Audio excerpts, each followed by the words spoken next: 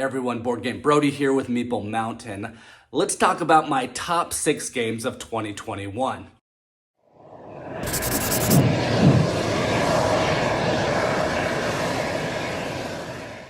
First, you might or might not know that the past 2.5 years, I've been traveling throughout the country as a travel nurse. And so my videos have had different tabletops, different locations. Some showcase some amazing tables, while others made some poor choices onto what tables they included in that place.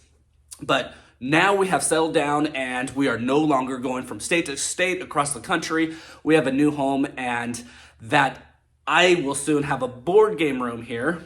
I will need shelves for my games, and any recommendations on shelves or a board game table, please please mention that in the comments below. Anyways, let's get right to this. 2021 was kind of weird. I usually enjoy the medium to medium heavy game titles, but this year, for whatever reason, I have some lighter games that I played for me that are more in the family weight category. So let's start this with number 6, Botnick. Botnick is a great 2-player only tile placement game. So you're taking turns placing on the main board, but the tiles can only go on either your side or in the middle. If you place it on your side, it needs to be on a spot without a tile already and have a link of either its color or its type to one of the center tiles that's on there already. When placing your tile on the middle, you will want to arrange it so it is a different color and a different type than your tile on your side, because when that happens and there's no connection between them, then the tile gets broken off, and you can then place it on your own board or your own network. So you're growing your network this way, and so you want more tiles to break off to include in your network. You also might be helping the other player, however. Their tiles will be broken off if those rules happen for them as well. So you'll be trying to not help the other player, but trying to help yourself. So that is why that middle board is so strategic. But placement in your own network is also strategic. Ultimately, you want to get as many tiles in your own network to score points. You want colors touching each other, not necessarily connecting through the pipes. They don't have to, but they can. But just touching each other. When there are no more tiles, each player will then gain points for the colors that connect in their own network with each other. I think you need at least 4 of the same color to get points. And then flowers give you additional points. It's a very strategic 2-player tile placement game, and you're trying to change things to make it better for yourself without helping the other player. Again, at 6, Botnick by Space Cowboys. All right, moving to number 5, I have this here, Glory, A Game of Nights. This is my number 5 game by Strategos Games. Now, I waited a long time to get this game, and it was well worth the wait. This is more of that medium weight game, but a little bit different than any other game I've really played, because during the game, you're developing yourself into a knight to then you want to become better to perform in the tournament. So it all kind of leads up to the very end. You're trying to get better armor, you're trying to get a better horse, you need to gain money, relics, and faith to use those. But it's a worker placement game, and each place you visit represents the time that you are taking to become a better knight. Anyways, as you get better, you're making it really so that your probability of rolling your dice during the tournament will have a better outcome, and when you fight, you'll have a higher number than whoever you're fighting. You will then earn ways that you can re-roll your dice, but ultimately the worker placement stage is upgrading, and then it comes to the tournament when you see how well that you can do. This is a unique Euro game, and although sometimes it comes down to the roll of the dice, it's all about how you manage to prepare, because you'll be manipulating your dice like crazy with everything that you're going to be doing. Again, number 5, Glory, A Game of Nights by Strategos Games. All right, moving to number 4. My number 4 is Destinies by Lucky Duck Games. All right, so Destinies. So some of you might not be fans of the app-driven board games, but I really enjoy most of them, with Destinies being no exception to that. The thing that just blows things away for me is the app and how well it's done. In Destinies, you'll be playing as one of the 3 possible characters, and each have their own goal on how to win the game. You will then explore the map and engage with so many different things or people. And with time, those people or things will change and move. So it's not a stagnant board that you're exploring. Things change. You will then get items that will help you, but you also have 2 different ways that you can win the game because your character will have 2 different destinies and you get to choose which one to go after.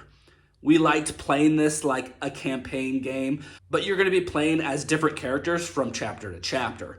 You also will see these characters come back into play during later stories. Anyways, I like what Lucky Duck Games is doing. They have a Divinus coming up next with an app-driven gameplay, and I hope that will make my list for next year as well because I'm very looking forward to it.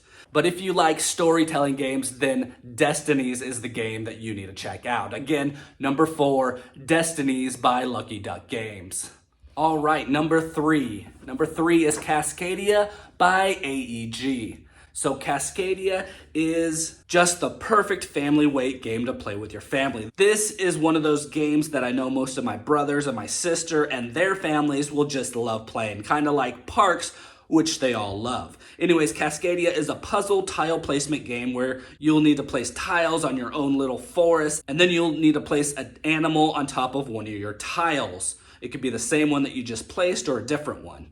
Each animal scores different ways, so you're trying to place tiles in certain places, but then you place certain animals on those tiles. Each animal type scores a different way, so you're trying to place tiles in certain places on your network, but then you need to place certain animals on certain one of those tiles.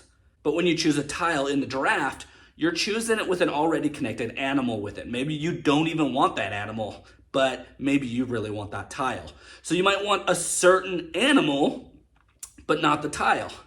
So you are gonna take those and you're gonna need to place the tile somewhere, and then you're gonna need to place the animal somewhere in your network. Each will be scoring kind of in a different way.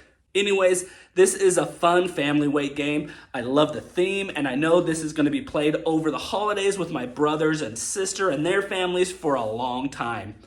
Again, that's Cascadia by AEG, and also Flat Out Games. All right, number 2. My number 2 of 2021 is this heavy box game, Hadrians Wall. This is a roll or flip and write, and if you haven't played this, you need to check this out. This is by Garfield Games, also by Renegade Games. Hadrian's Wall is probably the heaviest flip and write game out there currently, or one that is fairly well known to people. You have 2 large papers that you're playing on, and then you are managing workers each round to have them make your empire better. So places will require specific workers, and as you use those workers, you will get additional workers or resources to use to then go again. So the game is a huge combo generator. I'll place these to go here and then get this, and then I'll take that with these to go here and get this. And you just keep doing stuff, trying to use your workers and resources the best way that you can. And when you build or fulfill things, the next round will provide you with more resources or more workers so that you're building up. Now, there are rules where you have to do some things before others, but ultimately, you're not going to be able to do everything on the 2 papers. So you will then be choosing which to focus your work on and hopefully get more combos and bonuses to score you the most points. I love this combo generating game. Again, number 2, Hadrian's Wall by Garfield Games and Renegade Games here in the US. All right, now it's time for my number 1, and sadly, I don't have it with me. It's actually at my parents' house where a lot of my other games are. Haven't got them all here yet. But number 1 is Mandala Stones by Board and Dice. Now, I first played this game demoing it with the Board and Dice team online, and I was so blown away. It's so simple, yet so complicated. So you're moving around these pawns on the board to then release stones to then go to your player board. But where you place them and how you place them on your board matters a lot. So on your turn, you either move the pawn to place stones on your board, or you score stones on your board and take those off. Very simple, right? Each location scores differently, but the way that you place stones on your board will let you score more points at a time, making the turn more efficient. Then there's a little race or management of when you score, because there are these bonus points on the score track that always are nice to grab as well. The puzzle on the board of how you grab your stones is also fun, as you're looking for the best moves on there to get the most stones, but if that's not open, you might decide to score instead. So you're trying to manage which of the two actions you're going to take as well. If someone moves the pawns and it sets something up for you, then you might decide, instead of scoring this round, well, I'm going to go and collect 4 of these stones since you set it up for me. Anyways, go watch my video on it to explain it a little bit better than I am right now. Again, my #1 game of 2021, Mandala Stones by Board and Dice. So I actually have 2 honorable mentions that I need to say.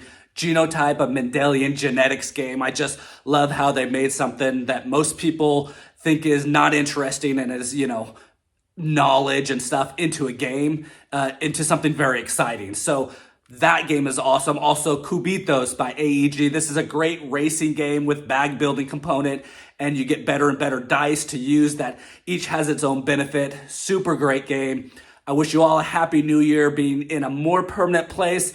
I will hopefully put out some more content for you all. But for now, please subscribe to the channel, like the videos. You all know those things. And I'll see you later with games in 2022. Again, this is Board Game Brody. I hope you enjoyed this video. Stick around and check out some other board game reviews to see what you might want to get to the table.